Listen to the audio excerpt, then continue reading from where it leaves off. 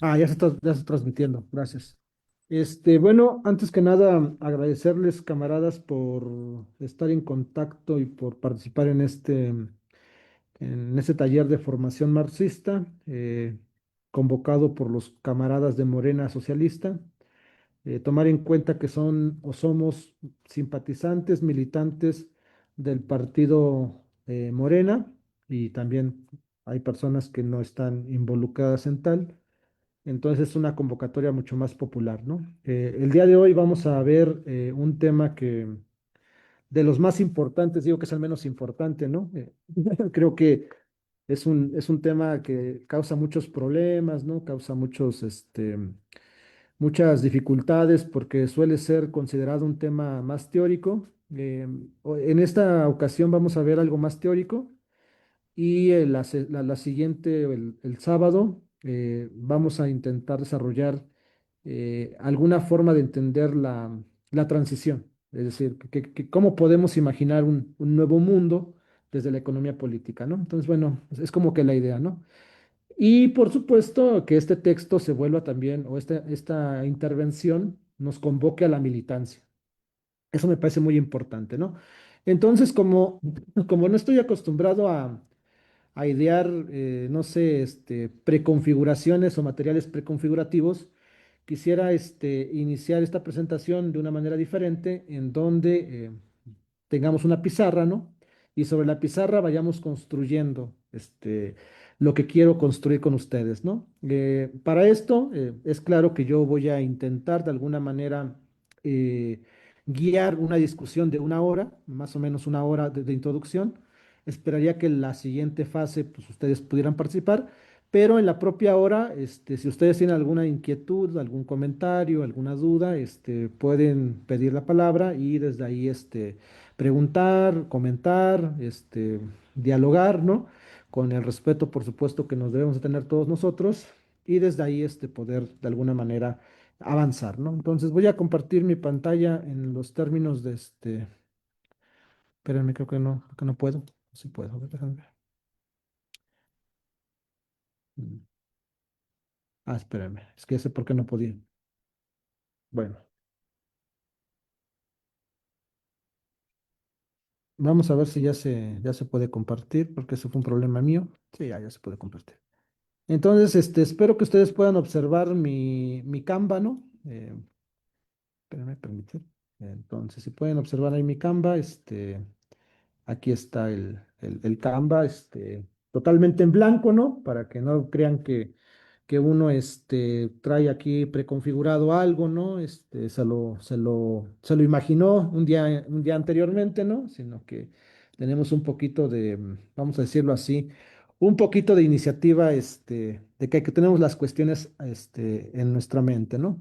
Entonces, miren, vamos a comenzar con lo siguiente. Entonces, ¿cuál es la convocatoria del día de hoy? Bueno, estamos en el taller nivel 2, y queremos construir la economía política.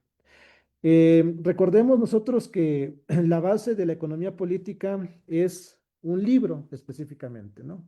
Bueno, primero, una persona desarrolló este texto. Una persona es la que desarrolló en términos generales toda esta teoría, y quien la desarrolla va a ser Karl Marx. Pero vamos a ponerle como en México, ¿no? Carlitos Marx, si me permiten, ¿no? Es Carlitos Marx, ¿no? Entonces, quién es nuestro principal camarada, ¿no? Que nos enseñó que hay que estudiar la economía política, y que la economía política es muy importante para una revolución, y que pues, los proletarios deben de saber la economía política? Pues fue Carlitos Marx, ¿no? Entonces, Carlitos Marx me parece que el pensador más importante, es la punta de partida para entender una economía política proletaria, ¿no? Antes de él hay otros pensadores muy importantes, ahorita lo vamos a desarrollar, pero él es el principal, promotor de este escenario, ¿no? Ahora, ¿cuál es el libro que Carlitos Marx, nos convocó, ¿no? O que escribió para poder desarrollar este panfleto, o este escenario para poder entender el sistema económico? Lo conocemos como El Capital, ¿no? Es traducido al español, que tiene como, vamos a decirlo así, no, el nombre es El Capital, pero tiene un seudónimo que se llama Crítica a la economía política. ¿No? Ese es nuestro texto, ¿no? Regularmente pues, todos dicen, no, pero hay otros textos, etcétera. Sí, sí, sí, sí. Y los podemos ver y cuando ustedes quieran y manden, podemos platicar de los que ustedes me gusten y de ustedes gusten, ¿no? Desde el trotskismo, los estalinistas, la escuela de Frankfurt, por supuesto. Pero este es nuestro texto clave, El Capital, Crítica a la Economía Política. De este libro, que se llama El Capital, van a aparecer tres tomos. ¿No? Es decir, no contento con que nuestro camarada Carlitos nos dijo, no, pues hay que estudiar el Capital, ¿no? Dicen por ahí, no, hay que estudiar el Capital. Y no contento con escribir sobre el Capital y llamar la atención de que hay que estudiar el Capital o la crítica de la economía política, nos dio tres tomos, ¿no? Que los tres tomos están divididos de la siguiente manera, ¿no? El primer tomo, o el tomo uno, es el proceso de producción, ¿no? ¿Qué vamos a ver en el tomo uno? El proceso de producción, específica. Aquí los acentos me cuestan trabajillo aquí, ¿no? Entonces, el primero es el proceso de producción, ¿no? Después, el tomo segundo, ¿no? Que es muy importante, ¿no? El tomo segundo es tomo dos, el proceso de circulación, ¿no? Que es el tomo 2, ese lo vamos a ver en el famosísimo nivel 4, ¿no? Que ya no quiero aquí comentar de qué va, ¿no? Y finalmente el tomo 3, que es el proceso general de reproducción. Ahí están. Esos son nuestros tres tomos del Capital.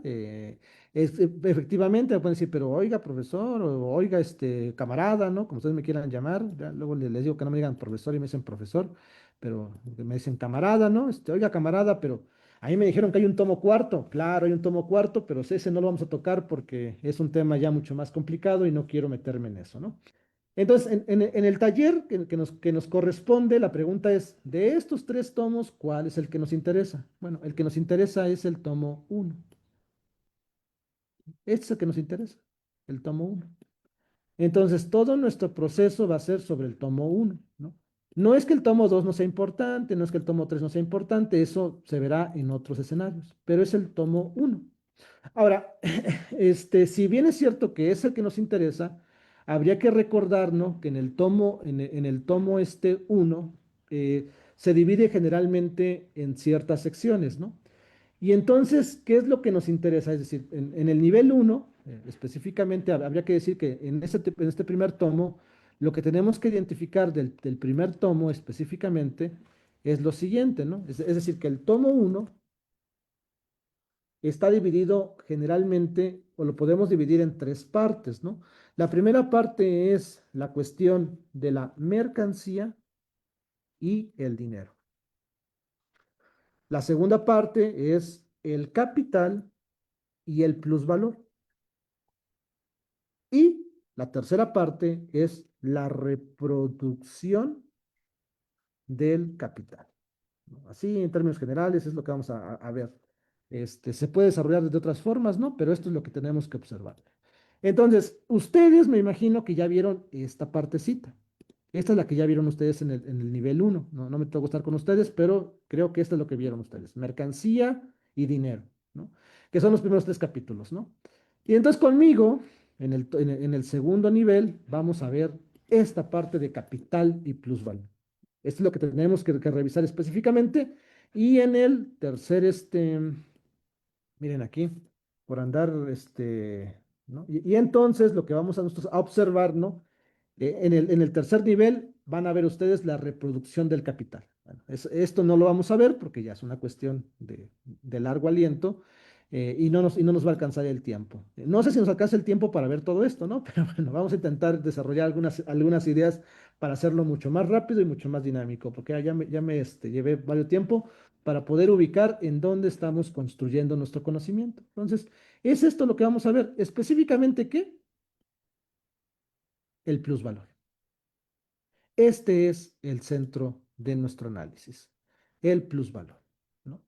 Esto es lo que tenemos que analizar específicamente.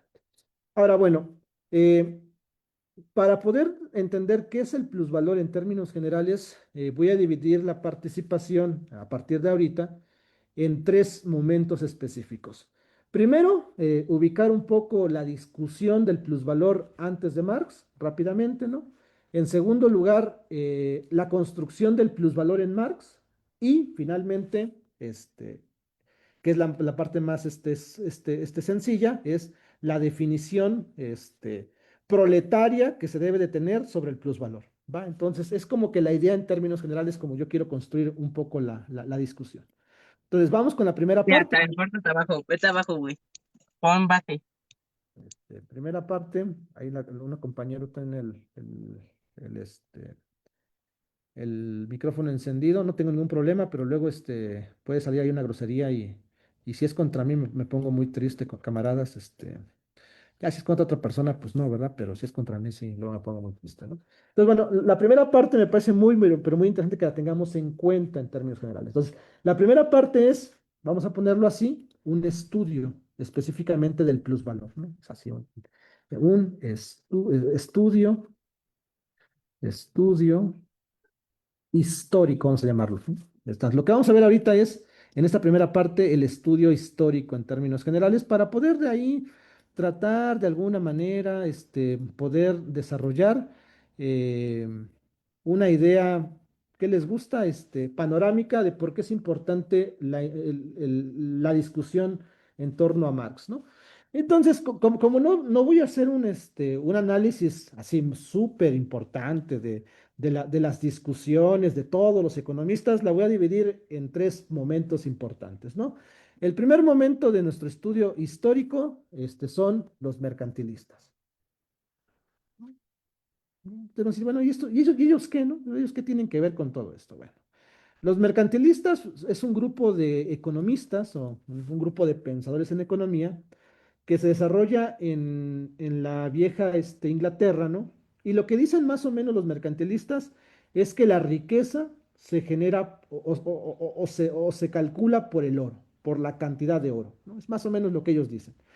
Pero como no me interesa discutir mucho ese punto, los mercantilistas ubicaron en términos generales un concepto que me parece muy importante, que es la ganancia, ¿no? Muy a su generación, los mercantilistas lo que dicen, bueno, pues lo que nos interesa es la ganancia, ¿no? Y entonces los mercantilistas se preguntan, bueno, ¿y qué es la ganancia, no? O sea, así como que, bueno, eh, pues, nosotros vamos al mercado, compramos una cosa y después esa la vendemos y entonces entre la compra y la venta hay una ganancia.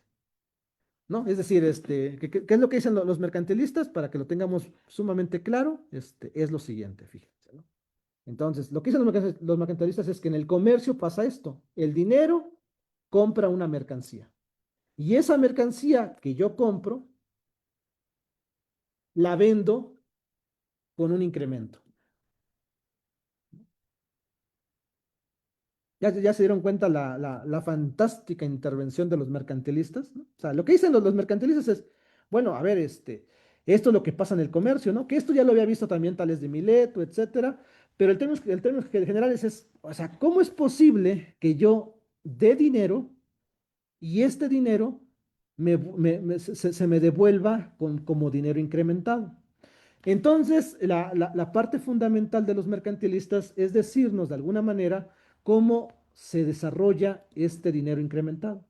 Entonces, frente a ese proceso, la respuesta que van a dar los mercantilistas es que la ganancia, ¿qué vamos a poner? La ganancia es un recargo en el comercio. Entonces, te van a decir, bueno, ¿y eso qué es, no? O sea, a mí que me interesa que sea un recargo en el comercio, ¿no? Esto va a ser muy interesante para los cierres, ¿no? Entonces, dicen los mercantilistas, entonces la ganancia es un recargo en el comercio. Es decir, en pocas palabras, para que lo entendamos, en la producción se contabiliza generalmente, términos generales, es los costos fijos más los costos variables. No, los costos, el capital circulante, ¿no? Entonces, en la producción, lo que vamos a contabilizar es el capital fijo, que se conoce como el capital fijo, y el capital circulante, ¿no? Entonces, eso es lo que dice, es lo que van a decir los famosísimos mercantilistas, ¿no? Pues eso es lo que se va a contabilizar. Y entonces, ¿no? Por eso se le va a llamar recargo. Lo que van a decir nuestros amigos, nuestros amigos mercantilistas, es que en la circulación, ¿no? Los costos de producción, que ya los sacamos, ¿no? En términos generales, se le van a incrementar un porcentaje, ¿no? Aquí vamos a poner un porcentaje N, por el que ustedes quieran, sobre los costos de producción. Y después se le llama recargo, ¿no? Se le llama recargo porque según los mercantilistas, lo que pasa en la economía es que nosotros hacemos hacemos cálculos de producción o los costos de producción, hacemos el cálculo y después en la circulación le incrementamos un porcentaje de esos costos de producción. Entonces la ganancia sale del comercio. Eso es lo que dicen los mercantilistas. Muy ad hoc, ¿no? Es muy ad hoc porque ellos, pues por supuesto, son herederos de la burguesía específicamente, ¿no? Entonces, bueno, hay un tema bastante interesante en términos generales de cómo la construyen los mercantilistas. Después de todo este debate, ¿no? Van a aparecer otros pequeños camaradas, ¿no? Ellos son camaradas para mí, que se van a llamar los fisiócratas, ¿no? Los fisiócratas, que ellos van a ser, si no mal recuerdo, ¿no? Ellos van a ser, espérenme, aquí está. Ellos son franceses, los fisiócratas. ¿Quién es el más interesante? Bueno, de los mercantilistas, ¿quién es el más interesante o el más importante? Petty. Vamos a poner William Petty. Es el más importante. De los fisiócratas es un francesito que se llama Quesnay. Es el más importante. Y entonces lo que va a decir Quesnay es lo mismo, ¿no? O sea, Quesnay parte del mismo sistema, ¿no? Estamos dentro de un sistema que está originando ganancia. Ellos no le van a llamar ganancia, ellos le van a llamar producto neto. Así le van a llamar nuestros amigos, los fisiócratas, ¿no? Es decir, que la economía produce un producto neto. Pero lo que van a decir nuestros amigos fisiócratas es que el producto neto, aquí me equivoqué, el producto neto, ¿no? Lo desarrolla, aquí vamos a poner otra vez, ¿no? Lo que van a decir nuestros amigos va a ser que el producto neto nace de la tierra. Es un tema interesante que tiene que ver con el famoso tableau économique, el famoso, sí, la tabla económica, en donde ellos hacen todo un análisis muy importante y llegan a la conclusión entre las diferentes clases sociales que la tierra es la que genera este producto neto. ¿Qué es lo que significa en pocas palabras? Que la tierra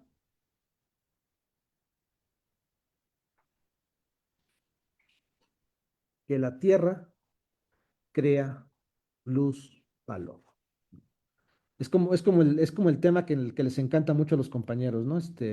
Hoy en día, que son casi, casi, no sé, que les gusta mucho la teoría del decrecimiento, ¿no? Tiene que ver también con esta idea, ¿no? De que la tierra crea plusvalor. Entonces, como ya podemos observar en nuestro primer encuentro histórico, ya tenemos dos grandes escuelas de pensamiento y las dos escuelas de pensamiento ya están ubicando dos fuentes de plusvalor. Ya vieron, ¿no? Aquí está por supuesto, ¿por qué la tierra? Porque los fisiócratas están anclados a los terratenientes, responden a los terratenientes. ¿Y por qué el comercio? Bueno, pues porque los mercantilistas están dentro de la estructura de las guerras comerciales, donde va a aparecer y va a emerger la famosa la campaña de las Indias comerciales, ¿no? Que ustedes la pueden ver, por supuesto, en la película de Los Piratas del Caribe, por ejemplo, ¿no? Bueno, entonces aquí podemos observar que ellos pertenecen a la burguesía comercial y ellos pertenecen a los terratenientes, ¿no?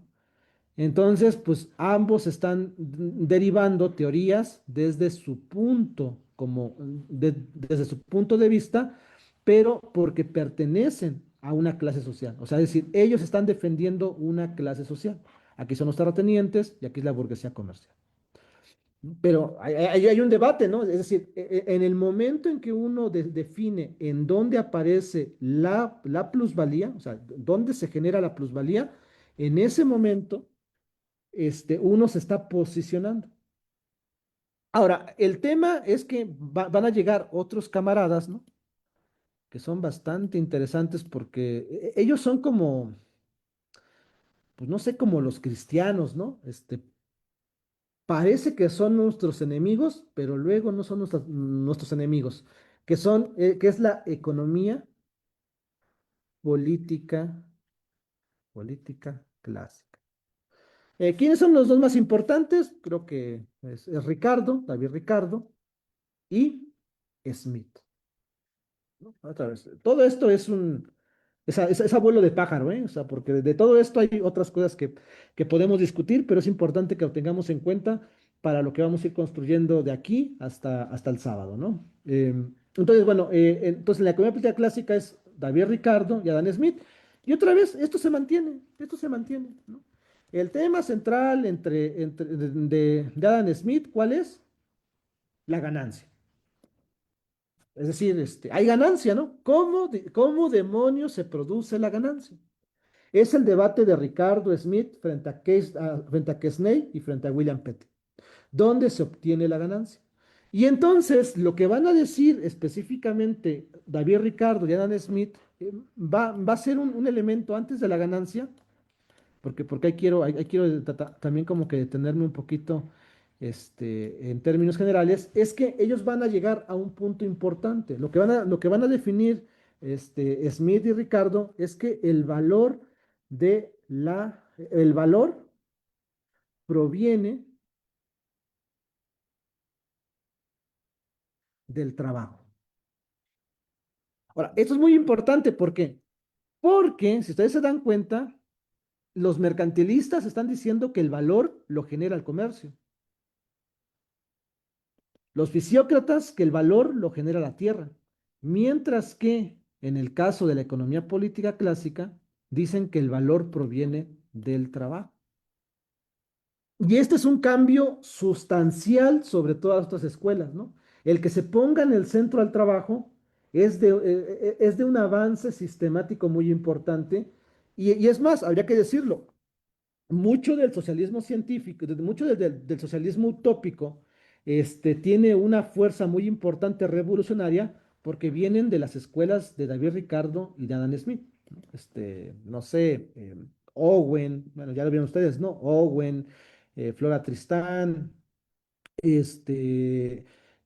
¿cómo se llama? El otro Sismondi, Fourier, bueno, todos ellos vienen de estas escuelas, de Ricardo y Smith. ¿No? Y ellos lo que dicen es que el trabajo es el que viene, el que proviene, o del valor, viene del trabajo, ¿no? O sea, el trabajo genera el valor, ¿no? Y es algo muy interesante, ¿no? Es algo muy interesante porque lo que afirma de alguna manera Adam Smith y David Ricardo, bueno, es que el trabajo produce de alguna manera esa línea, ¿no? El valor, ¿no? Pero, ¿cuál es el problema con Adam Smith y con David Ricardo? Bueno, que a pesar de que ellos ven que el trabajo produce valor, ¿no? Y que el valor proviene del trabajo, lo que no van a poder encontrar o o donde se van a detener es que la ganancia, ¿no? No, es que la ganancia viene del esfuerzo del capital. Y entonces lo que lograron con el trabajo, ¿no? No lo desarrollan con la ganancia. Es decir, si bien es cierto que nuestros camaradas vieron en el trabajo algo muy importante, Lo que ya no pudieron ver ellos es que esto no es cierto, ¿no? ¿Por qué? Porque lo que están desarrollando los clásicos es que el capital sí tiene esfuerzo. Y si tiene esfuerzo, lo que están diciendo es que el capital sí trabaja. O sea, que hay trabajo del capital que está en la ganancia.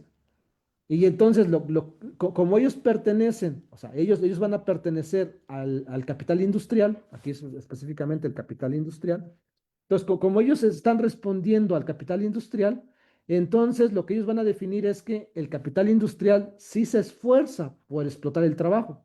Y como se esfuerza por explotar el trabajo, entonces la ganancia tiene que ir para el buen capitalista, ¿no? Y entonces, en términos generales, pues lo que van a afirmar nuestros amigos economistas políticos clásicos, pues es que el capital industrial genera el plusvalor. Ahí está. Esa es la primera parte, ¿no? Estas son las escuelas de pensamiento, ¿no? Estas son las escuelas de pensamiento a grandes rasgos dentro de la estructura de Carlitos Marx. Es decir, Carlitos Marx, en pocas palabras, tuvo que haber leído todas estas escuelas, ¿no? Y todavía falta por ahí una que pues, ellos no son tan importantes, ¿no? Lo que van a llamar los economistas vulgares, ¿no? Es otro rollo, ¿no? En este momento no me quiero meter con ellos, tienen otras líneas que a mí no me interesan, ¿no? Porque además ellos están aquí, nada más que son mucho más vulgares, porque estos mercantilistas tienen cosas muy positivas, pero los vulgares no, esos sí se pasan de lanza, ¿no? Bueno, los vulgares podrían ser los maestros de lo que hoy conocemos como los neoclásicos o los monetaristas, Milton Friedman, etcétera. Pero bueno, esos son los tres pilares de la economía política clásica, de la crítica a la economía política, del capital. O sea, para poder haber llegado al capital, Carlitos Marx se fletó mínimo estas escuelas. Él también estudió otras escuelas mucho más importantes. Aquí había que decir que también entre Ricardo hay otro muchacho que se llama Malthus, ¿no? Aquí también lo ponemos para que no se nos olvide, ¿no? Tiene sus propias particularidades, pero vamos a ponerlo ahí con Ricardo, ¿no? El Smith y todo esto. Él tiene un elemento muy interesante que también es muy importante, que es la demanda efectiva, ¿no? O sea, la demanda efectiva nació con Malthus, si ustedes no lo sabían. Em, pero bueno, ese es un tema también ahí para futuras debates dentro del marxismo y como camaradas, ¿no? Entonces, bueno, como ustedes se pueden observar en términos generales, este es el planteamiento general sobre la teoría del plusvalor. O sea, hay tres líneas muy importantes sobre este punto. Sí, aquí está, específicamente. Entonces, bueno, esa sería como que la primera parte de la estructura de este pequeño, esta pequeña exposición, ¿no? Y después, bueno, pues vamos con lo que nos interesa, ¿no? Que es la segunda parte. La segunda parte, que habíamos dicho anteriormente que se iba a tratar sobre, la historia en Marx, ¿no? Porque este es otro temita que también luego se nos olvida muchísimo. ¿Cómo es que llegó Carlitos Marx al estudio del plusvalor, ¿no? Como que parece que Marx llegó, ¿no? O sea, Marx nació, ¿no? En Treveris y ya sabía qué era el plusvalor. No, no es así, ¿no? Entonces, para poder entender la teoría de Marx, ¿no? O para poder entender de alguna manera por qué llegó Marx hasta donde llegó, debemos primero entender que el punto de partida, podemos decir lo que pueden ser otros tantos, ¿no? Pero el punto de partida teórico, aquí vamos a llamarlo el primer elemento del partido, el punto de partida teórico, va a ser Federico. Yo sé que no es Federico, pero así lo conocemos aquí en México, ¿no? Federico Engels. Y también lo hago porque luego los europeos, ay, no, es Friedrich, ¿no? No, es Federico. Le podemos poner aquí hasta Federiquito, ¿no? Pero bueno, porque a nosotros le pusimos Carlitos Marx, ¿no? Pero bueno, Federico Engels, ¿no? ¿Por qué es Engels el principal, como decir, el principal pensador que de alguna manera le sirve a Marx para poder detonar su pensamiento en la teoría del plusvalor? Porque Engels va a escribir dos obras muy importantes, una antes de conocer a Marx y una y una se la va a presentar a Marx. La primera va a ser la situación de la clase obrera en Inglaterra. Este es el texto clásico de Engels, ¿no? O sea, todos los que conocen un poco a Engels saben muy bien que es el texto clásico, ¿no? Es el texto fundamental. ¿Cuál es el tema central con este texto de Engels? En donde de alguna manera lo que hace Engels, ¿no? Lo que hace Engels es plantear que hay una disputa política muy importante en el capitalismo y que esa disputa política es ante todo una disputa económica, en donde hay un enfrentamiento entre las clases que poseen medios de producción y las clases que no poseen medios de producción, y que los obreros y los capitalistas se encuentran en el territorio, se encuentran en el espacio, en esta disputa económica, porque unos quieren aumentar su ganancia y otros quieren resistir el aumento de la ganancia frente al deterioro de sus condiciones, de sus condiciones materiales. Entonces, lo que pone Engels, aunque anteriormente ya Marx había desarrollado toda una filosofía dialéctica sobre el comportamiento del proletariado, o sea, recordemos que Engels escribe la introducción a la filosofía del derecho en Hegel, ¿no? En donde al final de esa disertación Marx ubica el tema del proletariado como la clase que va a acabar con este sistema, pero allí todavía el sistema es un sistema filosófico. Engels lo que le va a decir o lo que va a observar es que el problema antes de ser filosófico, antes de ser político, antes de ser religioso, es material, es económico. Eso es lo que es lo que va a determinar la lectura de Engels. ¿Cuál es el siguiente texto? Que es el que le va a presentar Engels a Marx. Son los famosos esbozos para una crítica a la economía política, ¿no? Que son, van a ser los borradores o el borrador en donde en donde Marx se va a basar para desarrollar los famosos manuscritos filosóficos y económicos del 44 o también los pasajes de París, ¿no? Los manuscritos de París, ¿no? Los cuadernos de París, si no mal recuerdo. ¿Y qué va a decir Engels aquí? Aquí lo que va a decir Engels en los famosos esbozos para una crítica de la economía política es que para poder desarrollar una teoría revolucionaria se tienen que leer a los pensadores de economía. Es decir, todo lo que dije aquí, esto que está acá, se encuentra en términos generales en este texto. Y este texto es el que le va a presentar Engels en su primera reunión con Marx, se lo va a presentar y le va a decir, miren, aquí tengo este proyecto, revísalo, ¿no? Y Marx se va a quedar maravillado, maravillado con el tema de los esbozos y los va a recuperar. Ese manuscrito lo va a recuperar para poder desarrollar su propia teoría, ¿no? Entonces, en un primer momento habría que entender que el papel de Engels en la construcción de la teoría del plusvalor es interesantísimo. No solamente es un acompañante, sino que es un verdadero compañero en la producción de la teoría del plusvalor. Yo sí, y lo voy a decir aquí una vez más, como siempre lo he dicho, Engels no solamente fue el confidente de Marx, sino también lo ayudó muchísimo a desarrollar una teoría, la teoría que hoy conocemos como la teoría del plusvalor, ¿no? Entonces, bueno, es el primer elemento de la historia de Marx, ¿no? El conocimiento el haberse juntado con Engels y que a través de Engels hayan desarrollado esta teoría. En términos generales, la otra parte de lo que podemos denominar como la historia del plusvalor en Marx, en términos generales, pues puede ser, antes de los manuscritos, quisiera poner el conocimiento en Francia también, por supuesto, de los anarquistas.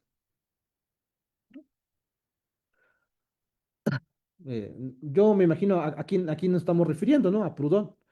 Bueno, en los anarquistas, ¿qué es lo que va a detallar específicamente Marx? O sea, ¿cuál va a ser el debate entre Marx y Proudhon? Aquí vamos a ponerle, no recuerdo, creo que ahí se escribe Proudhon, algo así se escribe, ¿no? Versus Marx. ¿Qué es lo que va, cuál va a ser el debate entre Marx y Proudhon en términos generales, tirados hacia 1847? Bueno, en pocas palabras, ¿no? Lo que dice Proudhon, y qué es lo que le va a debatir Marx, lo que dice Proudhon es que los obreros no deben de movilizarse de manera violenta, ¿no? Y que habría que buscar formas más pacíficas, ¿no? Y en todo caso, ¿no? Lo que va a decir Marx es que los obreros deben realizar una revolución violenta, ¿no? Y entonces, estas dos tesis en términos generales, ¿por qué son importantes? Son importantes, ¿no? Porque lo que va a llevar a Marx de intensificar de alguna manera su tesis contra la de Proudhon es que Marx va a estudiar abiertamente el sistema filosófico de Hegel, lo va a volver a estudiar y después va a estudiar el sistema filosófico de la economía política. Entonces, para poder detener el pensamiento proudhoniano en la Revolución Francesa de 1848, para que no permea tanto, Marx va a tener que desmentir las hipótesis de Proudhon sobre la filosofía y la economía. Y entonces lo que va a intentar hacer Marx es tratar de hacer una fusión entre ambas. Y entonces, ese texto, ¿dónde lo vamos a observar? Que sería nuestra tercera parte de todo este escenario que les estoy comentando, es los manuscritos económicos y filosóficos. ¿Qué es lo que vamos a encontrar en este pequeño texto en términos generales? Lo que vamos a encontrar en términos generales en este texto es la teoría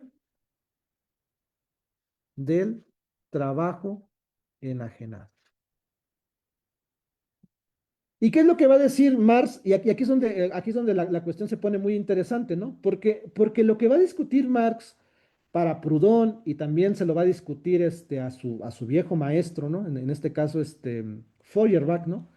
Es que es la discusión de la enajenación, ¿no? O sea, es decir, el punto central, para no entrar en una discusión muy amplia, muy lejana, el punto central de todo esto es que la pregunta que se están haciendo los filósofos de su época, apareciendo principalmente en lo que va a ser el dilema del siervo y el esclavo de Engels, ¿no? O del amo y el esclavo de Engels.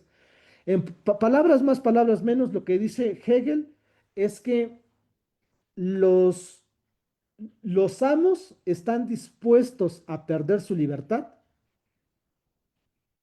por su vida. No, no, no, es al revés, no. Lo que dice Hegel es que los amos están dispuestos a perder su vida en vez de su libertad. Y los esclavos están dispuestos a perder su libertad por su vida. Entonces, lo que plantea Hegel es que intrínsecamente los seres humanos tienden a sacrificar su libertad y no les gusta ser libres. Y ahí va a empezar el primer tema de la enajenación, ¿no? O sea, una incapacidad, es decir, yo le delego la libertad a otra cosa, ¿no? Eh, Hegel no logra responder por qué pasa eso, él solamente lo enuncia. Quien va a ir mucho más lejos, pues va a ser Feuerbach, porque Feuerbach no solamente va a decir, es verdad, ¿no? O sea, los seres humanos en lo general tienden a sacrificar su libertad y a resguardar su vida. O sea, son sumisos en pocas palabras. Pero lo que Feuerbach va a decir es que esa sumisión se debe gracias a la enajenación, específicamente una enajenación, ¿cómo se llama? Espiritual, teológica, ¿no? De la religión. Y entonces lo que predice en pocas palabras Feuerbach es que lo que está pasando es que nuestra creación, nuestra capacidad creadora, se la estamos delegando a Dios. Y entonces nosotros le estamos delegando nuestra libertad, nuestra creación, nuestra capacidad de movilizarnos a Dios. Y esa posición pues le va a gustar muchísimo a Carlitos Marx, ¿no?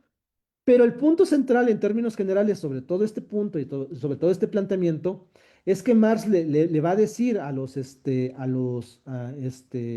Feuerbach y le va a decir a todos los pensadores de su época que no es cierto, que la enajenación no es la enajenación espiritual o la enajenación religiosa, sino es la enajenación del trabajo. Y que la enajenación del trabajo va en tres dimensiones, ¿no? O sea, yo me enajeno de mi producto, yo me enajeno de mi actividad y yo me enajeno de mi ser genérico. Entonces, el verdadero tema está en la enajenación del trabajo. Y ahí está el tema central, ¿no? De la discusión histórica sobre el punto, porque este es el concepto que va a llevar a Marx a poder desarrollar después en el Capital el plusvalor. Entonces, específicamente, ¿qué es lo que dice Marx? Lo que dice Marx es, ¿saben qué? Hay una enajenación del trabajo y la enajenación del trabajo no hace que los trabajadores, ¿no? Se movilizan. Entonces, hay que destruir esta enajenación para que al destruir esta enajenación, los trabajadores se movilicen. Es una abierta confrontación. Esto que está aquí tiene que ver esto, ¿no? O sea, es no movilizarse. O sea, lo que dice Proudhon es, no hay que movilizarse. En pocas palabras, dejen ustedes la cuestión de la violencia, porque ya sé que eso causa mucho escozor en los grupos pacifistas, ¿no? No, no, no, la violencia, no, nunca es el camino, ¿no? Pero bueno, ¿no? Y la otra, ¿no? Es, aquí vamos a poner, deben movilizarse también, ¿no? Y aquí lo que dice Marx es movilizarse. Entonces la pregunta es, bueno, ¿cómo pasamos de la no movilización a la movilización? Bueno, pues tiene que ver con que hay que destruir la enajenación del trabajo. Ahora, esto es muy importante porque ustedes empiezan a revisar en dónde están las situaciones, cuál es la diferencia entre estos sistemas y el sistema de Marx. Y el sistema de Marx en primer lugar es la clase obrera. Identificar el problema de la clase obrera no como un problema filosófico, sino como un problema económico en donde hay una disputa en el territorio, en la realidad. Y además de que se posiciona sobre la clase obrera, observen lo que le interesa a Marx, es la movilización. ¿Y qué es esto de movilizarse? La organización. Lo que le va a interesar a Marx es el proceso de organización. Entonces, la pregunta de Marx es, ¿por qué demonios los trabajadores no se organizan? Es el punto. O sea, lo que dice aquí o sea, Engels, ¿qué es lo que dice? A ver, ¿no? Hay un montón de obreros en Inglaterra y ya hay bien poquitos burgueses. Y esos poquitos burgueses les están pegando una chinga a los obreros fenomenal, ¿no? ¿Y qué es lo que dice Marx? Lo que dice Marx es, y después Marx, ¿qué es lo que ubica con esto, ¿no? Dice, bueno, entonces el problema es que no se están movilizando. Los obreros no se están movilizando y si se logran movilizar u organizar, van a poder derrotar a la burguesía. Y la pregunta es, ¿por qué no se movilizan y por qué no se organizan? Dice Marx, porque hay una enajenación del trabajo. Y entonces hay que desmontar esa enajenación del trabajo. ¿Cuál va a ser la propuesta de Marx en ese sentido? Pues el famoso partido político. Ahora, para ponerlo un poco más rápido, ¿no? Para ya ir delineando el cierre de esta exposición. Bueno, todos sabemos en qué terminó esto. Esto terminó en el famoso partido, el manifiesto del Partido Comunista, en las revoluciones del 48 al 49, ¿no? Un poco el 50, y finaliza con la derrota de los trabajadores por parte de la burguesía, ¿no? ¿Cuál es el texto fundamental? El 18 Brumario de Luis Bonaparte, ¿no? Entonces, bueno, terminan derrotados y entonces Marx dice, puta, o sea, hicimos toda una movilización, o sea, nos movilizamos, intentamos destruir la enajenación del trabajo, construimos el partido, o sea, construimos el partido y nos derrotaron. Y entonces Marx en el 50, ya en 1850, decide irse a Inglaterra y en Inglaterra lo que decide Marx, en pocas palabras, ¿no? Es que, bueno, todo esto, antes de pasar a ese punto, todo esto, observe, ¿no?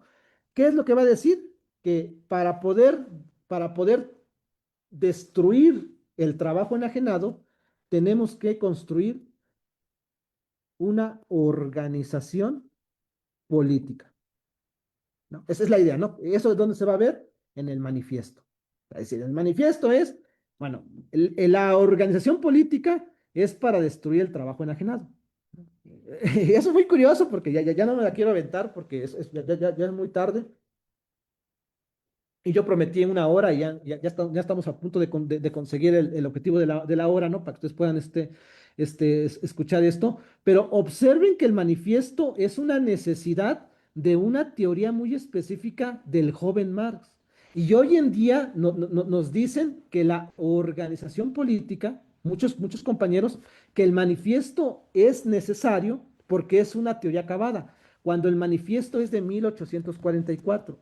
Y el propio Marx en sus cartas menciona, no, del 48, ahí está, también, güey, mire, de 1848, ¿no? Cuando el propio Marx menciona que esta posición que está aquí no es la definitiva, y no es la definitiva porque ellos estaban trabajando todavía sobre la teoría del trabajo enajenado. Es decir, ellos todavía no estaban planteando una posición en el terreno material.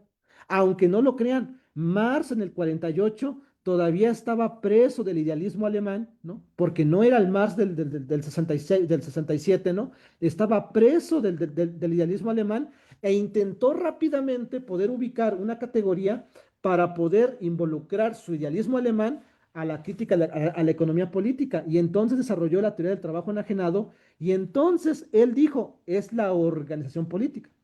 ¿Esto qué pasó? Fueron derrotados. Y entonces, ¿qué es lo que dice Marx? Se fue a Londres a estudiar toda la economía política clásica y en toda la economía política clásica él desarrolló una teoría de alto vuelo para desde ahí poder desarrollar qué es lo que se necesita para poder construir una hegemonía y desde ahí poder liberar a los trabajadores. ¿Cómo se llama eso? Después de 1850 se va a llamar el capital o la crítica a la economía política. Y entonces, para poder entender ese proceso, pues vamos a poner solamente bueno, tres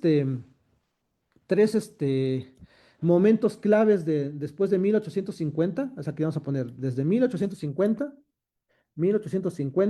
a 1867. 17 años, ¿no? Es decir, un dato curioso para ustedes, ¿no? Marx cuando va a Londres, cuando llega a Londres ahí en el 50, 51, le dice a Engels en el 51, le escribe una carta a Engels, ¿sabes qué? Voy a hacer una teoría completa del sistema económico poniéndole sobre sus propios pies. Y le dice a Engels, más o menos me va a llevar como medio año, ¿no? Otra vez, 1850, 51. Vamos a poner aquí 51 porque es cuando llega Marx a Londres, si no mal recuerdo. Bueno, ya empezó a escribir sus primeros manuscritos. Es decir, lo que tenía pensado es que esta obra iba a salir en el 52. Pero entonces, fíjense cuánto se extendió. Casi 16 años, 17, 18 años se extendió la obra de Marx. Él había prometido. Entonces, es muy curioso porque Engels le manda carta y dice, oiga, Engels, Marx, y la obra, ya la queremos, ¿no? Y dice, no, 3 meses, ¿no? Y se fue en 3 meses, un mes, o sea, se fue así, así, así, así, hasta que, bueno, es decir, hubo momentos en que Engels ya tenía los editores. Engels ya tenía el capital, o sea, el dinero, ¿no? O sea, Engels ya tenía la estructura, pero la obra no había sido concluida, ¿no? Entonces fueron casi 17, 18, bueno, sí, 16, 17 años de extremo trabajo para poder construir lo que es el capital. Entonces, sobre el capital vamos a ubicar a lo mejor tres momentos o tres ideas muy rápidas, claves para entender la importancia de lo que va a ser la teoría del plusvalor y para que podamos después el sábado ver por qué esto no es suficiente para hacer una revolución social. Y necesitamos otra clave muy importante, que es lo que voy a desarrollar ya el sábado, ¿no? Pero entonces aquí específicamente lo importante es lo siguiente, ¿no? El primer momento, ¿cuál es el primer momento en términos generales? El primer momento es 1858. No, espérame, siempre me equivoco aquí. 1858, ¿no? 1858, 1859. Pocas palabras. En esta época, si ustedes no saben o no recuerdan, Marx va a escribir en el 58, va a terminar lo que se van a conocer como los Grundises, ¿no? Que son unos textos que están muy famosos en el Fondo de Cultura Económica y en el siglo XXI. Son tres tomos en el siglo XXI. Son los Grundises, que son como unos borradores que hizo Marx. Después de que Marx hace los borradores de los Grundises, llega a la conclusión, en pocas palabras, de que ya tiene los suficientes elementos para poder hacer su teoría de la economía política. Y entonces, en el 59, él va a desarrollar un libro que se va a llamar La contribución a la crítica de la economía política. Este libro, palabras más, palabras menos, es como los primeros tres capítulos son los tres primeros capítulos del Capital. No cambia mucho. Algunas cosillas por ahí cambian, pero todo es casi muy parecido. Pero cuando Marx está discutiendo, el primer capítulo es la mercancía, el segundo capítulo es la circulación y el tercer capítulo es el dinero. Y entonces todos sabemos que el cuarto capítulo, que es la sección segunda, se llama la transformación del dinero en capital. Y entonces Marx la está desarrollando, el cuarto capítulo, está desarrollando el cuarto capítulo. Y entonces cuando él desarrolla el cuarto capítulo, al final del borrador del cuarto capítulo aparece un concepto que es nuevo, que se llama fuerza de trabajo. Ahí está la primera clave. La primera clave para poder entender la relevancia de la teoría marxista es que en el 58 al 59 va a desarrollar la fuerza de trabajo, el concepto de fuerza de trabajo, que en términos generales se diferencia del trabajo, ¿no? Es decir, fuerza de trabajo no es lo mismo a trabajo. Entonces, es el primer concepto que va a desarrollar de alguna manera Carlitos Marx. Entonces, y es muy importante porque ya para el 59, Marx ya había prometido que iba a entregar un borrador y no entregó el borrador, ¿no? Entonces, pues, no entregó el 59 el borrador porque se le apareció esta pequeña, ni tan pequeña, ¿no? Porque esta es la clave de todo el capital, esta es la clave, la fuerza de trabajo, esta es la clave del estudio del capital, ¿no? Entonces, ya después del 59, ¿no? ¿Qué es lo que va a dar cuenta Marx? Bueno, lo que va a dar cuenta Marx es la génesis del trabajo, del plusvalor. Eso después al final lo vemos, ¿no? Pero la génesis del plusvalor no es el trabajo, como creían los clásicos. No es el trabajo, es la fuerza de trabajo. Muy importante, no es lo mismo la fuerza de trabajo que el trabajo. Pues ahí hay una diferencia muy importante. Y entonces, para ponerlo mucho más interesante, este segundo elemento, otra vez, sobre esto nos podemos hacer un seminario de 3 5 años y no, podemos hacer hasta una máster, ¿cómo llaman los chavos hoy en día? Una masterclass, ¿no? Y no terminamos, ¿no? Es mucho lo que hay detrás de todo esto, pero me voy muy rápido para poder dar algunas ideas importantes, ¿no? Entonces, después va de 1859 a 1867, ¿no? Que es el que nos interesa en pocas palabras, ¿no? Que aquí lo que vamos a desarrollar en términos generales es, no, el 63 vamos a ponerle, el 63. En términos generales es el concepto de subsunción formal y real, así, subsunción formal y real.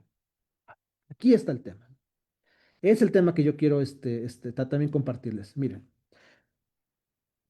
Esta teoría es muy importante, sí, sí es muy importante, porque esta teoría del trabajo enajenado se va a desarrollar después en la teoría de la subsunción formal y real, que después vamos a conocer como el fetichismo del capital o el fetichismo de la mercancía. Pero bueno, es otro tema que no me quiero meter en este momento porque es de la famosísima de la famosísima, el primer nivel, ¿no? Entonces, es la famosa subsunción formal y real. ¿Por qué es importante la subsunción formal y real?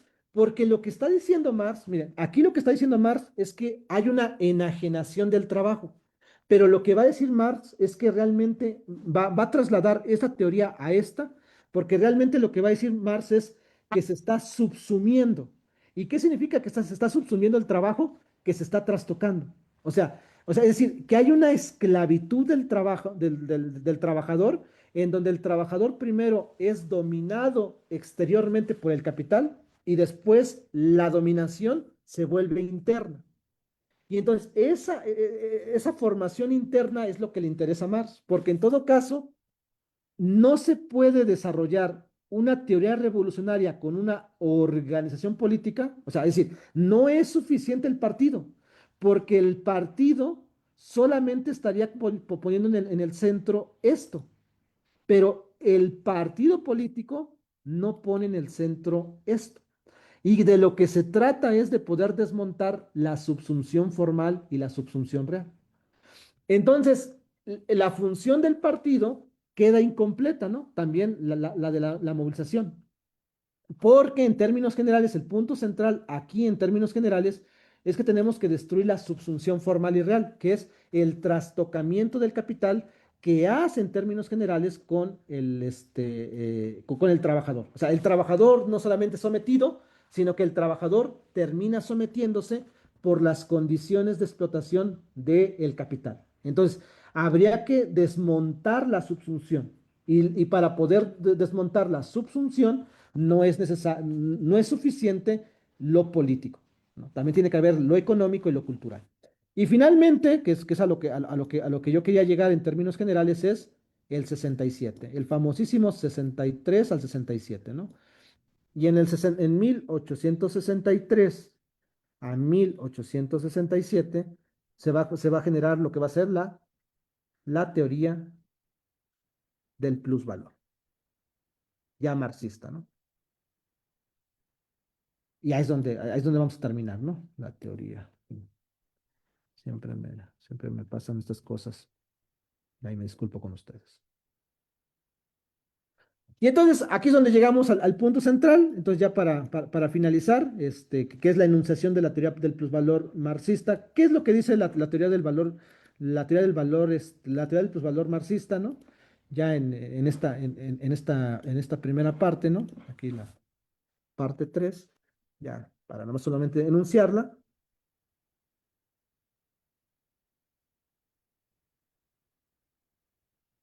La teoría del plusvalor. Sobre todo hay muchos debates, ¿no? Eso ya lo podemos entender de alguna manera. Y entonces, otra vez, mira, no está bien aquí. Del plusvalor, ¿no? ¿Y qué es lo que dice la teoría del plusvalor en términos generales? Lo que va a decir la teoría del plusvalor en términos generales, y cuando cerramos es, este, existe un excedente que produce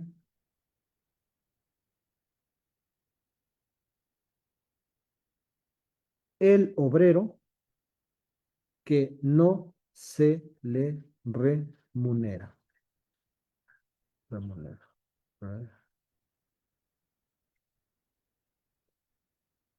creo que sí. ¿No?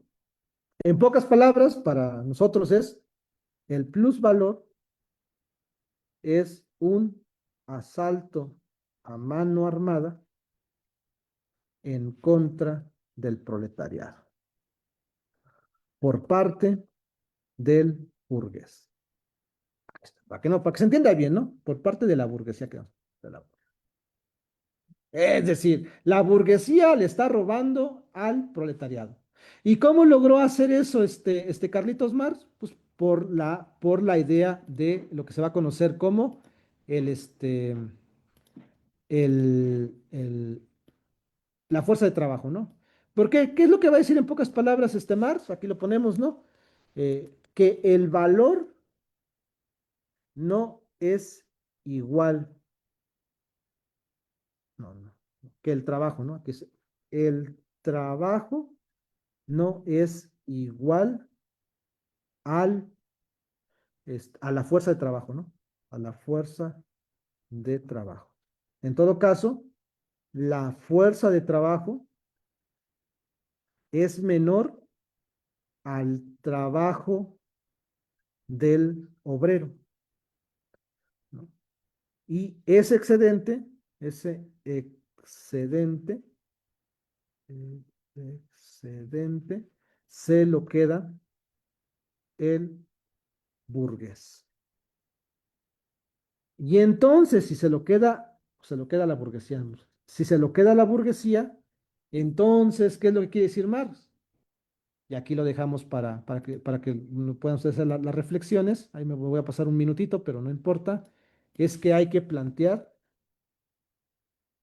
una lucha económica. Y aquí ya se va a joder todo, ¿no? Porque ¿qué entendemos por lucha económica, ¿no? Esa ya me la sé de mis compitas, ¿no? No es cierto, porque una lucha económica es los salarios. Cuando hablamos de una lucha económica, qué es lo que estamos diciendo? Aquí te lo ponemos. Socializar los medios de producción. Y aquí, jóvenes, la cosa se va a poner muy interesante.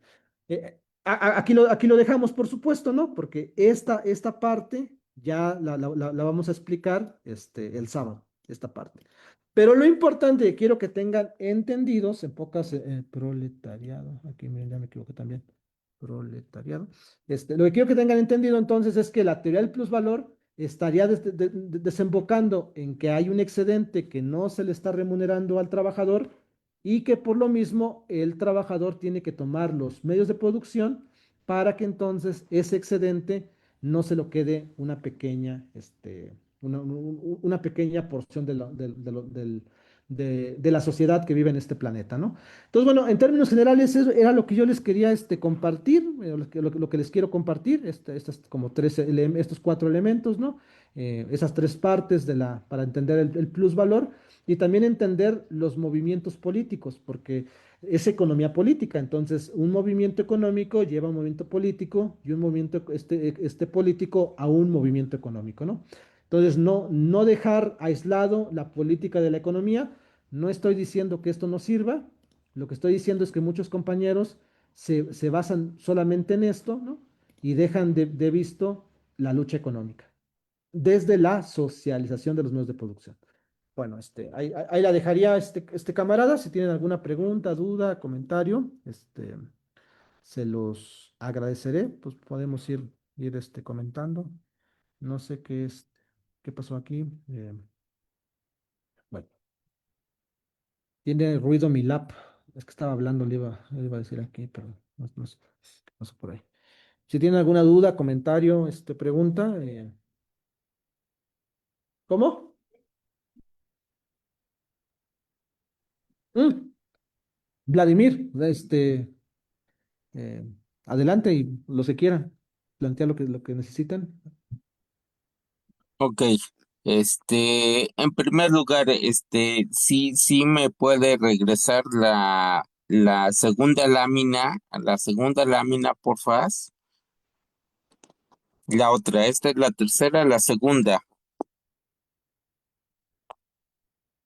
No, esa es la primera, ¿verdad? La segunda, esta.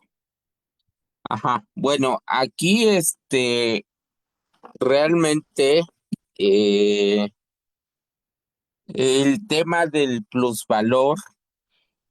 Da un crédito porque yo realmente la entendía más reducida, no en el aspecto filosófico, no en el aspecto eh, de la génesis, porque realmente es el valor de un producto no lo entendía con una profundidad en razón de la fuerza de trabajo. Y es aquí donde hay una apelación. Y bueno, de esta manera en el joven Marx y Feuerbach, sobre todo inicia el aspecto, digamos, epistemológico, el aspecto idiosincrático, donde realmente se coagula mucha información que no resana o rescata eh, el valor real del trabajo, del trabajador, porque realmente si hay una explotación total pues del burgués, del dueño de la industria. Esto es lo que vengo viendo, este, pero la pregunta que yo le haría es en base al plusvalor, porque cuando empezó a tocar el primer punto, desde el principio, este, eh, con los clásicos, empezó a mencionar el plusvalor. Entonces se le estaba dando otra denominación. Ahora, entendiendo ya todo este proceso que realmente así se va construyendo con la técnica, la ciencia de la economía, la pregunta es, eh, ¿cómo podemos ir entendiendo más la, el plusvalor si hay el plusvalor y la fuerza de trabajo, si no hay realmente una información que haga que la persona, el obrero, entienda lo que coagula en la sociedad? No sé si me dé a entender.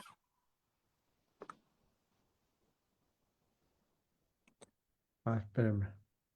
Ah, aquí, espérame. Parece no. Eh, si no mal entiendo, estaría que también me corrijas, ¿no?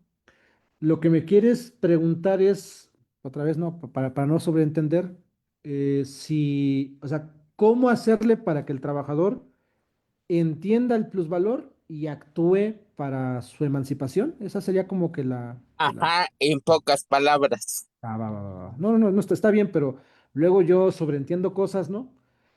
Porque luego mi mente se fuga, ¿no? Cuando estoy escuchando y entonces empiezo a sobreentender, ¿no? Y no quiero sobreentender. Muy bien. Eh, Les voy a pasar un texto, ahorita que termine la sesión, que les preparé, ¿no? Que va a ser para la segunda parte, ¿no? En la segunda parte, pues no, yo no voy a exponer, o la idea es que yo no exponga, ¿no? Sino que nosotros, con base en un texto de 4 páginas, ustedes tengan el tiempo para leerlo, es muy cortito, ¿no? Y desde ahí ustedes reflexionen, ¿no? Y a lo mejor yo les pueda preguntar, ¿no? O sea, ¿cómo lo ven ustedes, ¿no? Porque esa es la pregunta del millón. O sea, o sea, esto que les planteé, como sea, yo creería que nosotros pues ya lo tenemos, ¿no? O sea, es decir, más o menos todos nosotros ya tenemos ubicado todo esto, ¿no? O sea, no creo que les haya dicho una revelación, ¿no? O sea, yo creo que en términos generales, si somos trabajadores, entendemos lo que está pasando. O sea, solamente lo que hice fue sistematizar algo que ya sobreentendemos nosotros, y es como para poder darle un poco más de cuerpo a lo que ya sabemos, ¿no? Y entender de dónde vienen esas ideas. Pero lo que pregunta el compañero es la pregunta central, o sea, ¿cómo le hacemos no solamente para que el trabajador lo entienda, sino para que el trabajador lo lleve al espacio? Y entonces, frente a ese proceso, yo sugiero que la lucha política se tiene que articular con una lucha económica. Y entonces la idea es, bueno, sí, o sea, sabemos que las cosas están bien, pero lo que no sabemos es cómo pueden mejorar. Ese sería el punto. O sea, el punto es poder desarrollar una idea en donde, derivado de que esto está mal, de que las cosas que están aquí son cosas que no se pueden sostener, ¿cómo podemos desarrollar un mundo mejor? Esa para mí sería una pregunta, esa es la pregunta esencial, ¿no? Pero para ello necesitamos nosotros desarrollar una idea de cómo nos podemos imaginar un mundo diferente. Ahora, sobre esa, ¿qué es lo que yo les voy a presentar en ese texto que les escribí, ¿no? Bueno, que es un texto que yo escribí, ¿no? Para ustedes. Leyes económicas de una sociedad de transición que nacen de lo que les acabo de exponer. Y yo creo que esa segunda parte sí puede ser un poquito más interesante para ustedes, porque ya no se trata únicamente de lo que dijeron otras personas, sino de lo que yo estoy diciendo conforme a lo que dice Carlitos Marx y lo que ustedes opinan. O sea, lo que ustedes pudieran reflexionar colectivamente el sábado, ¿no? Sobre ustedes cómo ven, o sea, ¿está bien lo que les planteo? ¿Está mal? ¿Qué le sumarían? ¿Qué le quitarían? Si la provocación para que pensemos en cosas que no han pasado, ¿no? Y que podemos desarrollar. Entonces, lo que viene son ciertas leyes económicas para poder imaginar un mundo socialista, por ejemplo. Y entonces, para que nosotros podamos observar cómo es que funciona o cómo es que puede funcionar una sociedad diferente, ¿no? Entonces, yo creo que eso es lo que hace falta. Lo que hace falta es discutir entre los trabajadores y trabajadoras, no solamente que las cosas están mal, sino cómo las podemos cambiar. Pero bueno, eso es algo que nosotros vamos a discutir abiertamente la siguiente, el siguiente sábado, por supuesto. Em, sí, Lalo, creo que había otras manitas, pero si es que se me perdieron, ahí me avisan, ¿no? Ahorita acabo de ver la de Lalo Wolf, creo que se me bajaron algo así, pero si no, vuelvan a subir. Sí, Lalo. Gracias, Jonathan. Buenas noches a todos. Muy completa la exposición, muy nutrida, muchas cosas que hay que reflexionar. Tengo una pregunta. Nosotros los trabajadores, la clase proletaria, vendemos nuestra plusvalía. Y ahorita que estuvimos viendo el concepto de plusvalor, pues me queda la duda si estamos hablando de lo mismo, porque no.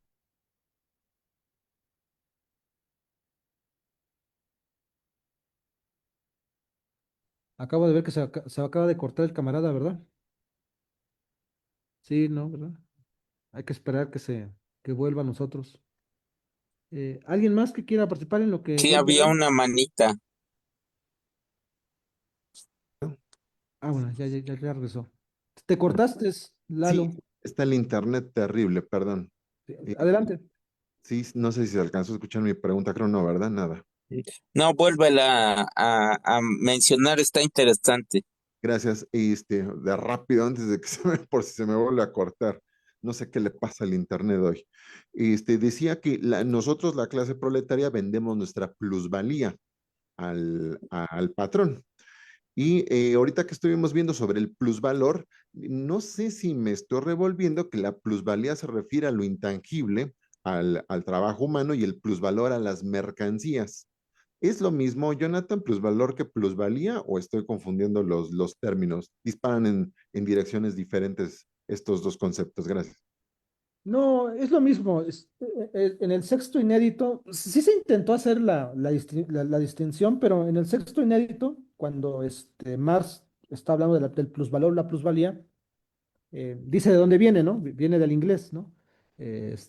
Value y super, ¿no? O sea, como que super, ¿no? O sea, como que más. Entonces es este plusvalor, ¿no? Es por eso que es plusvalor o plusvalía. Entonces, está bien, dicho de las dos maneras, ¿no? Algunos han dicho que es que la plusvalía es renta, pero no, cuando se hace renta, se convierte en ganancia. Ya, déjate tus trenzas. Ahí Ya, algún ahorita. compañero se nos filtró el audio, ¿no? Pero sí, es lo mismo, ¿no? O sea, no hay diferencia, tiene que ver también con las traducciones. Recordemos que nosotros la estamos recibiendo de la traducción al español y entonces en las traducciones, pues ahí luego los cambios, ¿no? Específicamente en los nombres. Es, por ejemplo, el caso de subsunción y no, subsunción, enajenación y alienación, ¿no? Que es la misma, ¿no? O sea, ¿qué es? ¿Alienación o subsunción? O enajenación. Bueno, si es del francés, es alienación. Y si es del alemán, es enajenación, ¿no? Entonces, son cosas, pero pues, es parecido.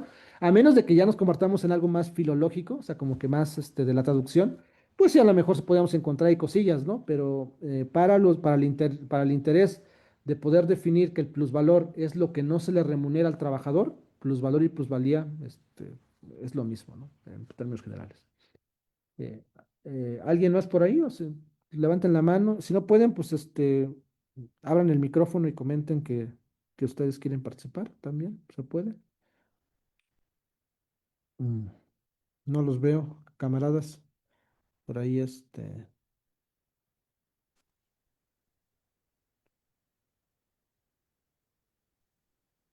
Ha sido perfectamente, explicas muy bien, muy detenidamente, muy claramente. Creo que los conceptos que propones, finalmente algunos los vimos en la escuela, estamos recordando lo que expones, muy claro.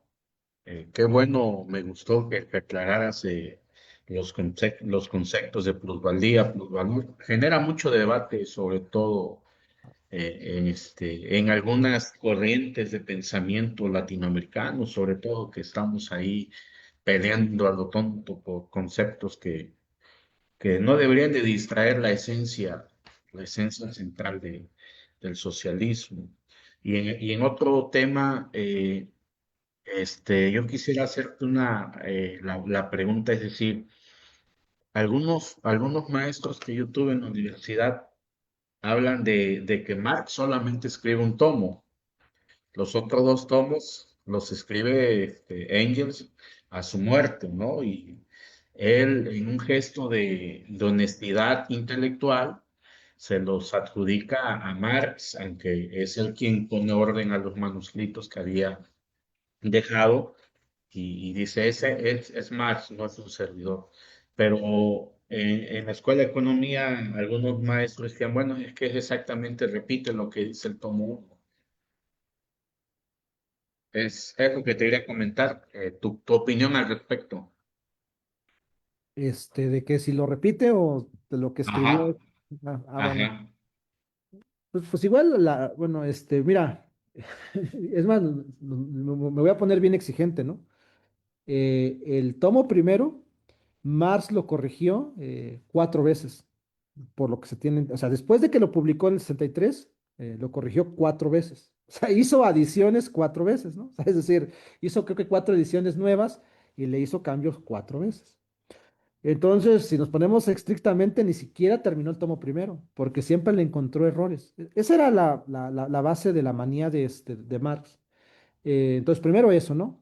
Segundo, sí, claro, Marx muere, ya había dejado los borradores, pero no los logró publicar. Hay cosas que habría que discutir si es válido o no es válido, ¿no? O sea, si era o no era el punto, ¿no? Pero en términos generales, pues se la confió a quien mejor podía hacer el trabajo y que fue Engels específicamente. Todo parece indicar que cumplió honorablemente la tarea, ¿no? Entonces, yo ahí sí, es un debate también muy amplio, pero sí es claro, ¿no? Pero si vamos en términos generales, pues no terminó ni siquiera el primer tomo, así realmente. Y en segundo lugar, sobre si es repetitivo el tomo 2, bueno, yo les voy a decir una cosa que no tengo que decir aquí, ¿no? Pero que la voy a decir porque estoy en confianza, me siento en confianza. Yo me he dado cuenta que mis profesores, yo también estudié en la Facultad de Economía en la UNAM, yo la estudié en la UNAM, y yo recibí 5 economías políticas, es decir, yo recibí cinco seminarios de medio año de economía política leyendo El Capital. Todo va bien en el tomo primero. Todo parece ir bien en el tomo primero. Pero cuando va en el tomo segundo, aparece el problema que dijo el compañero, que parece que se repite. Lo que yo les puedo decir es que eso pasa porque los profesores que enseñan economía política en el tomo 2 no leyeron el tomo 2. Ahora, otra vez, no tendría que yo por qué decir, pero yo he encontrado, o sea, muchas cosas que mis profesores y amigos profesores me dijeron en la Facultad de Economía sobre el tomo 2 y el tomo tercero. Yo después de leerlo me encontré que era muy complicado. Entonces, se repite, sí, sí se repite, pero se repite porque los profesores no saben el tomo segundo y el tomo tercero. Entonces, lo que hacen es explicar otra vez el tomo primero, ¿no? Entonces, pues ya valió, ¿no? En términos generales. Porque cuando tú lees el tomo primero, no está, está muy, muy, muy, muy fuerte. Aquí tenemos compañeros que tenemos un espacio, ¿no? Un círculo de estudio en X, en los famosos Space, leyendo El Capital. Hoy como que le dimos en este primer año, en la parte del primer año, un stand-by porque ya vamos al tomo segundo. Estamos terminando el volumen 4 del tomo segundo, la sección segunda, y no se repite. Entonces, cuando tú ya lo lees directamente, te vas a dar cuenta que no se repite. Vamos, eso lo voy a revisar con los compañeros en el nivel 4 la siguiente semana, ya al tomo 2.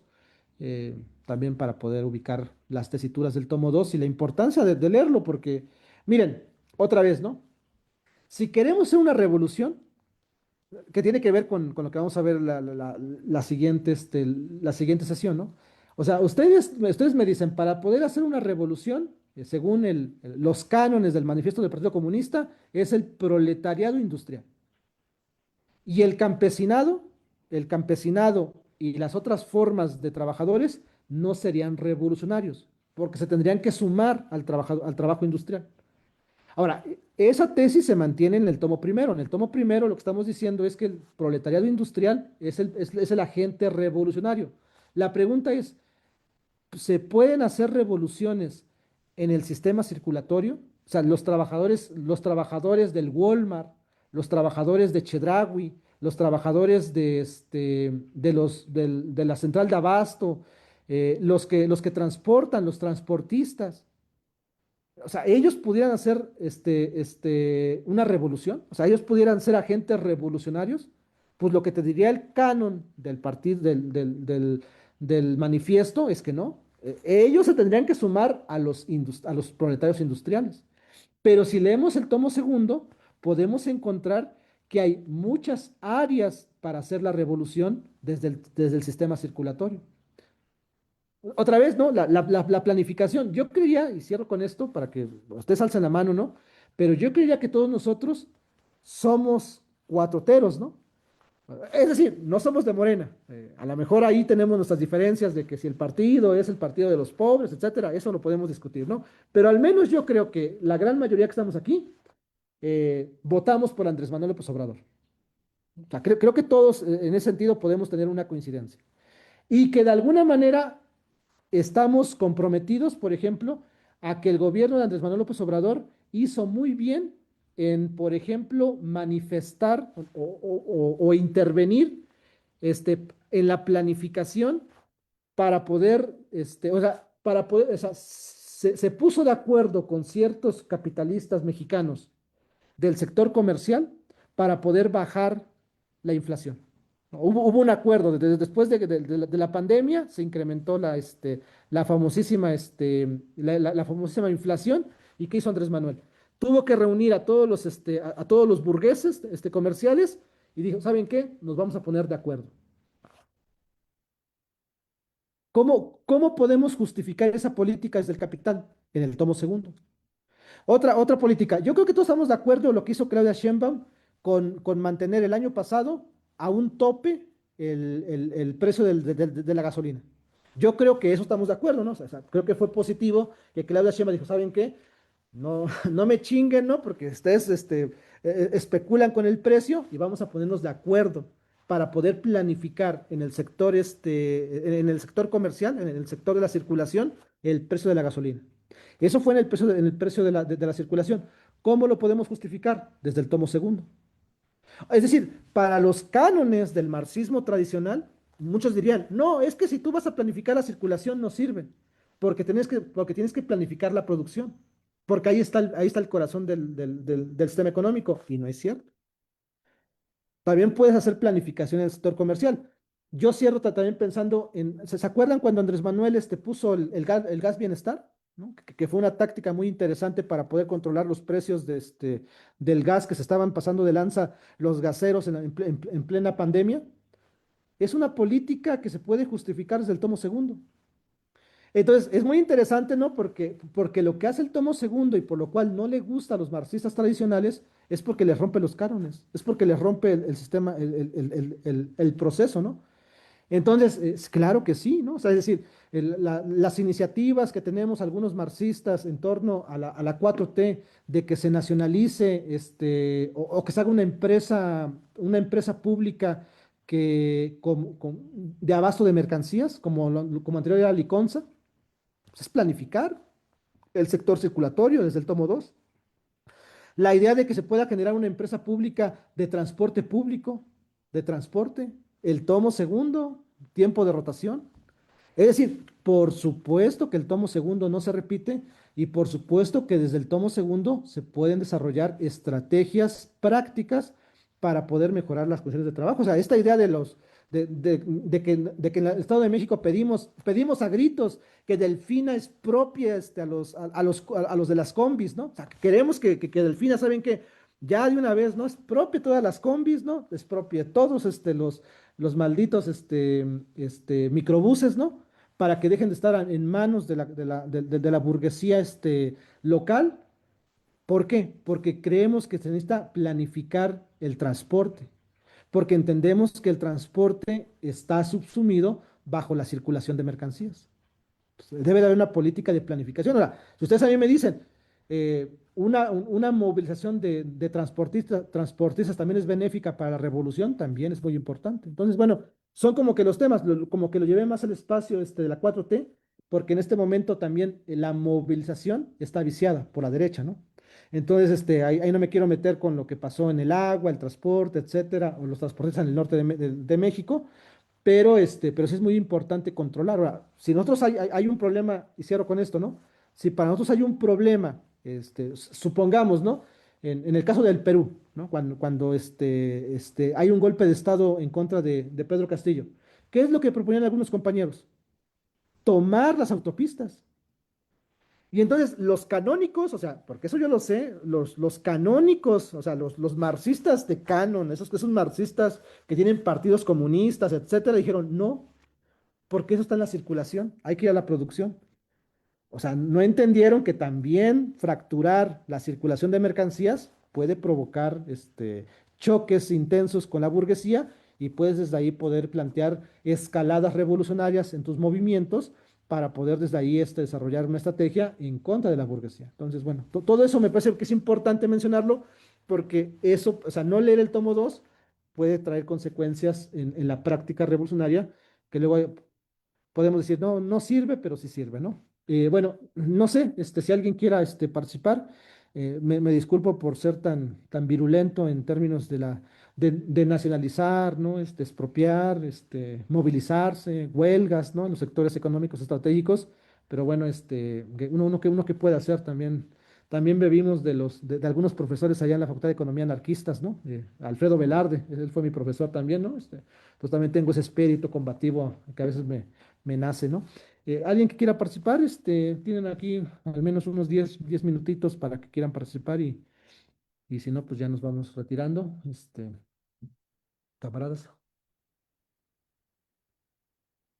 Sí, Vladimir. Ya me metió la duda, prof. Entonces, el primer tomo del Carlos Marx trabaja en esencia el análisis del plusvalor y el producto, entendiendo la revolución industrial, el desarrollo y así, no llegando a la revolución industrial que hoy actualmente es, con las máquinas. Entonces usted me está diciendo que el tomo 2 es entender más la planificación del nivel de conciencias, de acuerdo al producto y al plusvalor. Ah, no, es que, a ver, para tú poder hacer una revolución socialista, ¿no? Porque estamos en Morena socialista, o sea, se requieren dos momentos muy importantes, ¿no? Primero es movilizarse, siempre movilizarse. Ese es un punto central, ¿no? Y el otro es la planificación. O sea, tú te vas a movilizar, pero cuando tomes el poder, o sea, cuando los trabajadores tomen el poder, ¿qué tienen que hacer? Tienen que planificar la economía. La planificación económica se da en el tomo primero, o sea, en el tomo primero nosotros vamos a encontrar las bases para poder planificar la economía. En el tomo segundo también vamos a encontrar las bases para planificar la economía. Y en el tomo tercero también vamos a encontrar las bases para planificar la economía, ¿no? Entonces, por ejemplo, ¿no? La tierra. Si yo quiero planificar la tierra, ¿puedo hacerlo con el estudio del tomo primero? No. Necesito el tomo tercero. porque en el tomo tercero hay una sección que se llama renta del suelo. Y en la renta del suelo están las leyes que desarrolla el capitalismo para poder capturar la tierra y utilizarla. Y si nosotros queremos hacer políticas para el pueblo, tenemos que romper con la lógica de la renta del suelo. Entonces, con la renta del suelo, al entender la renta del suelo, podemos presentar políticas proletarias para poder planificar la tierra. Tú me puedes decir, bueno, oiga, profesor o camarada, como ustedes me quieran llamar, ¿no? No tengo ningún problema con eso. Eh, ¿Y los bancos? No sé, yo me imagino. Si me dicen que no, también estamos bien. Pero me imagino que todos ustedes como yo somos unos ávidos de consumir a Jalife, ¿no? O sea, yo creo que al menos todos los que estamos aquí, alguna vez, unos más, no, unos menos, otros más, como yo, ¿no? Hemos consumido a Jalife así, como, ¿no? Porque pues, es Jalife, ¿no? Es muy conocido. Y Jalife tiene una teoría muy interesante sobre los globalistas, ¿no? ¿Que quiénes son los globalistas? BlackRock, Vanguard y Street Bank, ¿no? Antes era los suizos, ¿no? Pero los suizos ya valieron madres, ¿no? Entonces nada más son tres, ¿no? Bueno, sí, claro, claro. Yo no estoy diciendo que sea infalible, ¿no? Pero todos hemos consumido a Jalife, ¿no? No, y es más, yo tengo otras, pero bueno, todos lo hemos consumido. Pero en términos generales, ¿sí, no? En términos generales, Jalife dice que el enemigo de México son los globalistas que están financiados dentro de la estructura de George Soros, que son los Rothschild, Rockefeller, etcétera, específicamente BlackRock, ¿no? La pregunta es, el marxismo, tomando en cuenta que nuestros enemigos es la banca internacional, ¿habría una forma de poder generar políticas revolucionarias con la banca? Sí, pero se necesita el estudio del tomo tercero, la sección quinta. En la sección quinta viene toda la ley del desarrollo bancario, tanto de la banca nacional como la bolsa de valores, y desde ahí podemos presentar tesis para poder planificarla en favor del pueblo, ¿no? Por poner un ejemplo, ¿no? Eh, entonces, ahora, para el tomo primero, claro, para el tomo primero, sí. Ustedes quieren planificar desde el tomo primero las grandes industrias, la Ford, la industria automotriz, los relojes, las prendas, la comida, o sea, todo lo que es la producción material, todo lo que es la producción material, la producción de las computadoras, etcétera, se puede planificar, claro, pero para ello necesitamos conocer específicamente las leyes del tomo primero.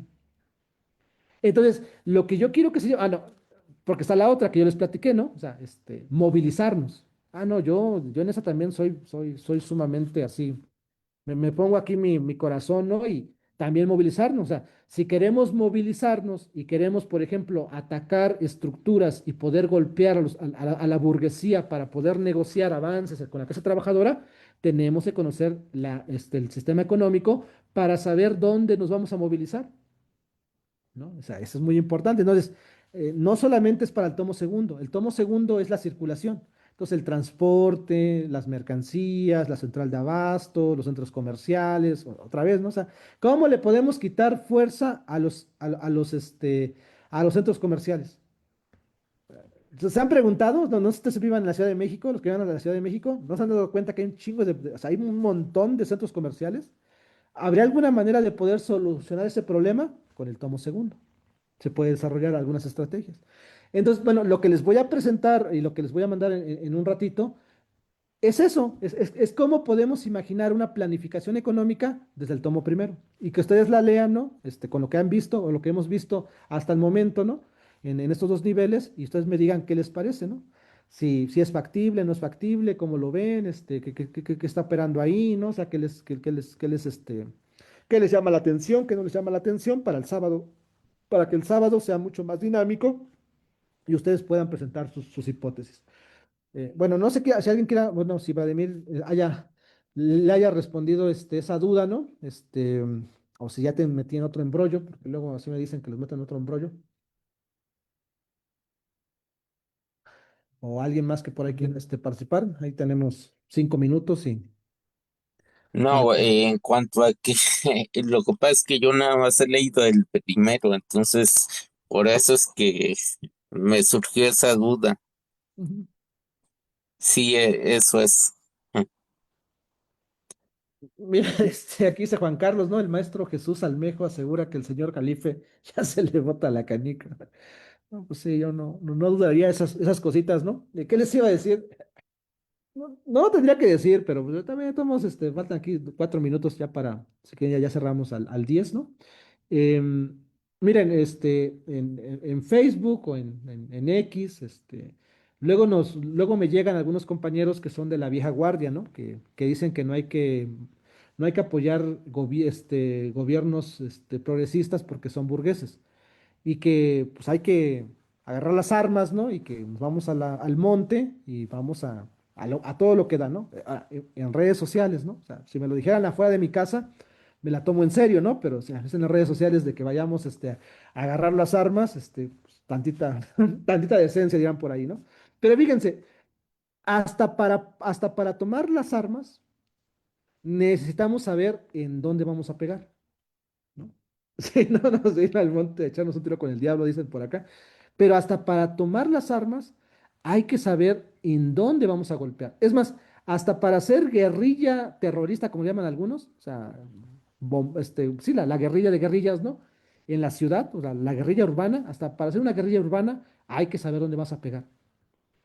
O sea, y a mí me parece que, otra vez, ¿no? El estudio del capital sirve para todo eso. Ahora, yo no quiero decir que ustedes hagan guerrilleros, yo lo que quiero decir es que este estudio nos puede servir también un poco para poder debatir con Morena, con las cúpulas. O sea, o para también poder competir, porque hay una necesidad de nosotros o de algunos compañeros que son militantes y simpatizantes, de querer competir contra los perfiles chapulines.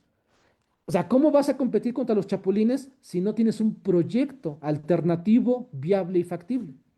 Entonces, este pequeño seminario o este pequeño taller y esta pequeña sesión esperaría que nos sirva para que tengamos herramientas para poder delinear de alguna manera entre todas y todos algunas estrategias de cómo podemos dar un contexto de lo que podemos hacer al futuro y desde ahí presentar una agenda proletaria para poder combatir con los chapulines que nos quiere, que nos quiere implementar o nos quiere o que nos están infiltrando la cúpula de Morena, la burocracia de Morena, ¿no?